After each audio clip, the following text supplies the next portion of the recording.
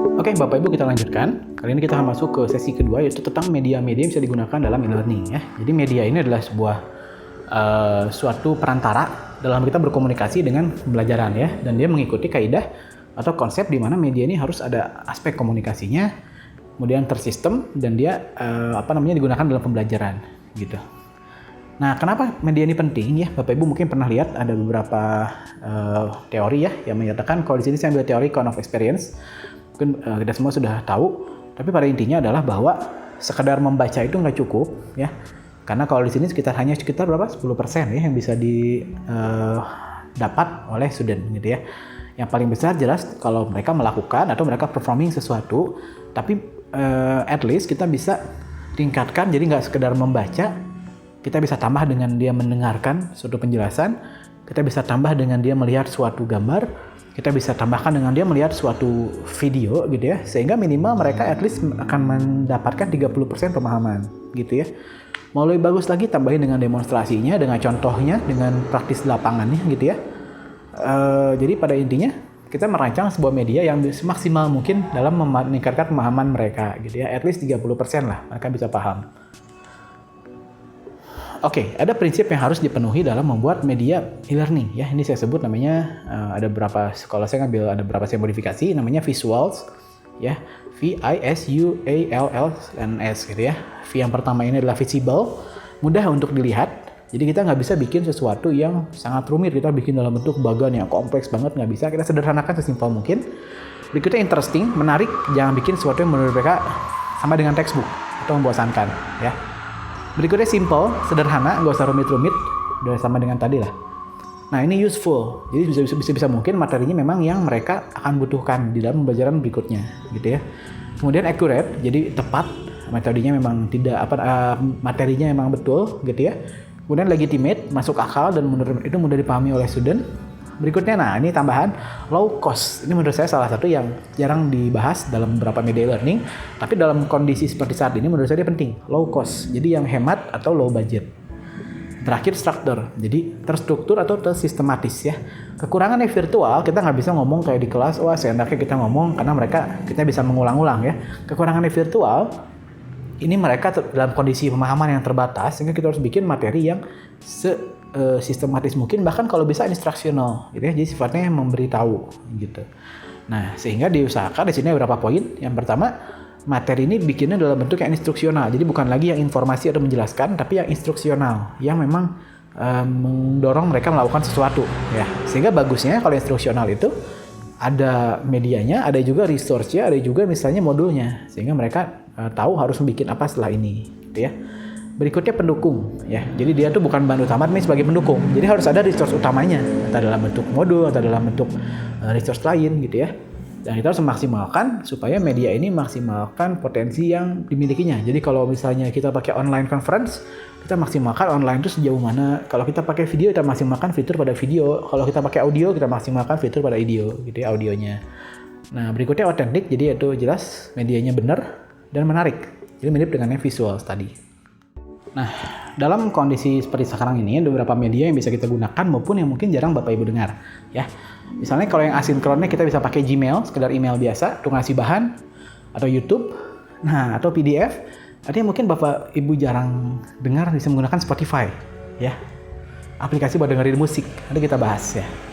Ada juga yang modelnya kayak LMS atau Learning Management System, kayak misalnya Google Classroom, Edmodo, itu LMS. Jadi hanya membuat sistem di mana mereka, jadi sebenarnya itu bukan medianya, jadi hanya sebagai sistem learning management aja. Kita sistematis media-media yang kita punya dalam suatu LMS gitu ya.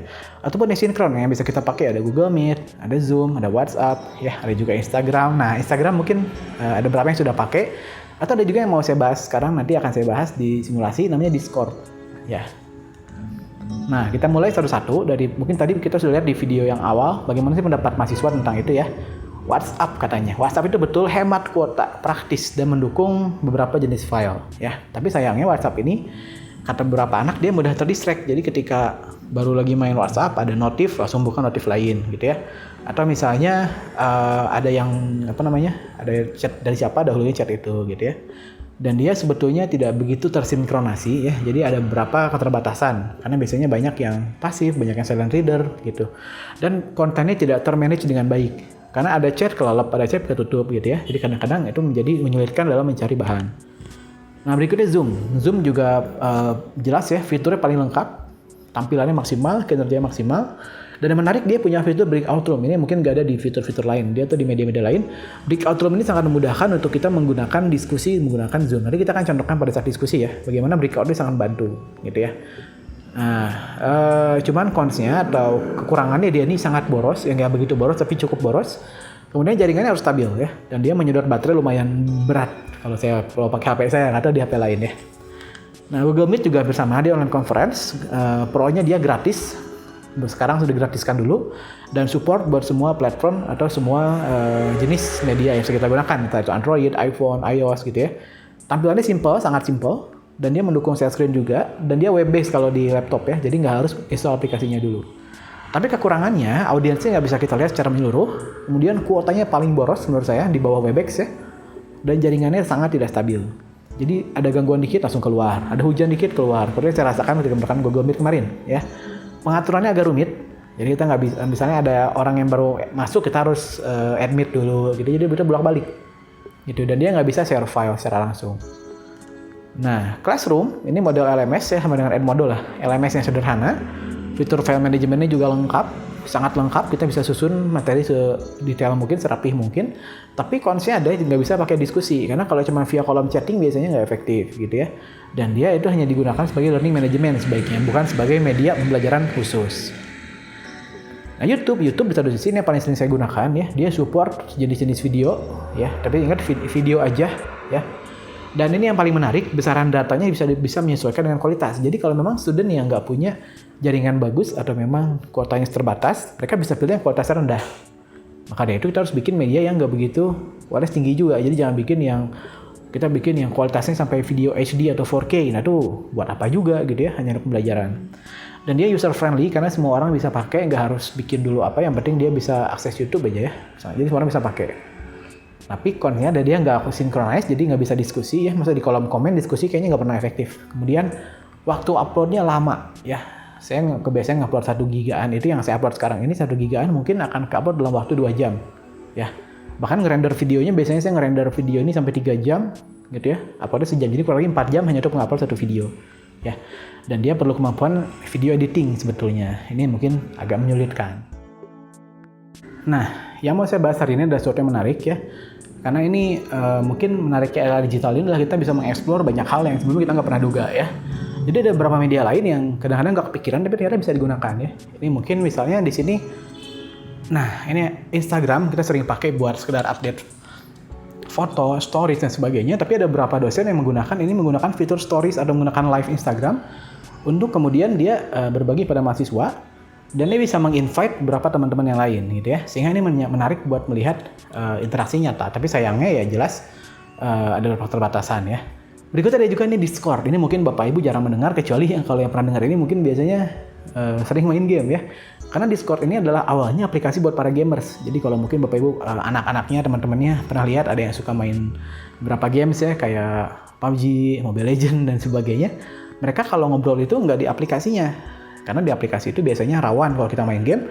Ngobrol via game itu kadang-kadang rawan kedengaran sama tim lawan ya. Jadi biasanya mereka pakai Discord ini buat ngobrol karena sangat jelas. Buat voice call-nya sangat jelas gitu ya. Jadi awalnya dia buat gamers tapi sekarang bisa dipakai buat voice conference. Nah ini Instagram ya, tadi kita akan bahas kekurangannya ini Instagram ya. Kelebihannya dia user friendly, banyak paket-paket kuota buat Instagram. Jadi Bapak Ibu pakai kartu apapun pasti ada paket kuota Instagram ya, jadi lebih hemat. Nah dia bisa multiple live chat, kita bisa ngundang, misalnya kita punya kenalan dosen di US, undang aja buat sekedar live Instagram ya, itu bisa banget. Tapi konsepnya jelas, kita nggak bisa support file dan kita nggak bisa share screen ya, karena dia menggunakan fitur kamera kalau Instagram itu kekurangannya. Tapi satu sisi ini sesuatu yang menarik bisa kita explore dan bisa kita maksimalkan gitu ya. Nah ini kedua tadi Discord yang saya bahas tadi ya. Discord ini sebetulnya dia aplikasi buat gamers ya. Jadi Bapak Ibu bayangin kalau kita main game itu kita butuh komunikasi yang intens ya. Karena sekarang kalau pro player itu komunikasinya harus jalan. Jadi mereka butuh aplikasi yang stabil. Nah Discord ini salah satu yang paling stabil ya. Dan dia kuotanya irit banget ya. Kuotanya irit banget. Sebetulnya fiturnya banyak, bisa pakai video, bisa pakai share screen, tapi kita akan maksimalkan di audionya aja ya. Nah, ini menarik, bisa digunakan sebagai LMS. Nanti kalau kita akan explore pada saat simulasi ya, betapa banyak fitur dari sebuah Discord ini. Tapi kekurangannya jelas, dia nggak dihususkan karena dia awalnya nggak buat learning, jadi banyak keterbatasan gitu ya. Duh, maaf agak bising. Dan usernya sangat tidak friendly, bagi yang belum terbiasa ini sangat rumit gitu ya. Dan suaranya kitanya harus jernih, karena Discord ini suaranya jalan terus gitu ya, sehingga diusahakan cari tempat yang memang hening gitu. Oke, poinnya adalah bahwa kita bisa mengeksplor banyak hal yang bisa kita gunakan dalam media pembelajaran. Jadi yang awalnya digunakan buat apa, mungkin tadi hanya sekedar buat aplikasi gamers, sekarang bisa digunakan buat pembelajaran gitu ya. Jadi yang penting be kreatif dan maksimalkan potensi yang ada dari setiap sistem tersebut ya gitu. Tadi Discord bisa maksimal audionya, maksimalkan audionya. Instagram bisa maksimalkan video, maksimalkan videonya gitu. Nah, kita akan lihat perbandingan kuotanya saat ini. Saya akan bandingkan antara kuota yang terdapat pada Google Meet, Zoom, Discord, dan YouTube ya. Google Meet ini yang paling boros menurut saya, karena 1 jam kita ngajar itu habisnya sekitar 1,1 giga ya. Jadi bayangkan, cuma 1 giga ya udahlah, tapi bayangkan dari sudut pandang mahasiswa, mereka harus menempuh 1 hari kurang lebih 3 mata kuliah kali 5 ya. Jadi anggap aja mereka 15 giga dalam 1 minggu gitu. Tadi kan kita bisa lihat di video sebelumnya berapa kuota yang mereka habiskan buat pelajaran gitu ya. Zoom itu di bawah sedikit, itu kurang lebih 600 sampai 700 mega per jam ya. Jadi lebih hemat dibandingkan dengan Google Meet. Nah, ini yang menarik Discord ya. Discord ini yang tadi saya gunakan, karena menggunakan audio aja, kalau kita menggunakan audio aja, voice call aja, saya pernah coba 1 jam itu hanya habis 40-an mega gitu ya. Jadi sangat sangat efisien sekali lah kalau kita mau pakai media yang audio ini aja ya, dengan keterbatasannya, tapi itu bisa maksimalkan. Nah, YouTube yang tadi video itu, ini gambarannya. Jadi YouTube itu sebetulnya mau kita masukin filenya, saya masukin file 15 GB sekalipun, kalau udah masuk YouTube, dia akan diolah, keluar ke usernya itu nggak akan jadi segitu ya. Misalnya gini, kita punya file video, kemudian saya share via Google Drive, videonya 5 GB. Maka di Google Drive itu akan 5 GB juga. Jadi kalau saya masukin ke Google Classroom, anak-anak itu akan mengdownload itu 5 GB juga ya. Tapi kalau YouTube, saya punya file video 10 GB, saya masukin YouTube, keluarnya nggak akan segitu, keluarnya akan ngikutin algoritma YouTube. Ini algoritmanya seperti ini ya, kita bisa lihat di algoritma yang ada di YouTube ini. Kita bisa contohkan, misalnya kalau kita klik YouTube kan di sebelah kirinya ada pengaturan ya, kita bisa pilih kualitasnya. Nah, kualitasnya bisa itu akan beda-beda. Misalnya kualitas 200/240 itu habisnya cuma 200 mega per jam. Dan ini akan seiring naik ya, kita pakai yang 1080 pun habisnya sekitaran 2 GB per jam ya. Jadi tergantung, kalau studentnya pengen punya kuota banyak ya dia pakai yang besar. Tapi kalau misalnya terbatas ya kita gunakan fitur yang atau kualitas yang paling rendah gitu ya. Dan biasanya kalau video-video pembelajaran itu nggak akan lebih dari 720 ya. Jadi maksimal di kisaran 1,5 GB per jam ya. Jadi ini sesuatu yang menarik karena di sudut pandang low cost yang tadi di tema visuals itu ya, di sudut pandang yang low cost-nya ini kita bisa sesuaikan. Kalau kita pengen low cost, yang mana kita pilih? Nah, ini menjadi poin dalam pemilihan media pembelajaran. Ya, Pak Ibu, itu mungkin untuk sesi 2. Sesi 3 nanti kita akan bahas beberapa hal-hal yang mungkin dibutuhkan dalam penyusunan media e-learning.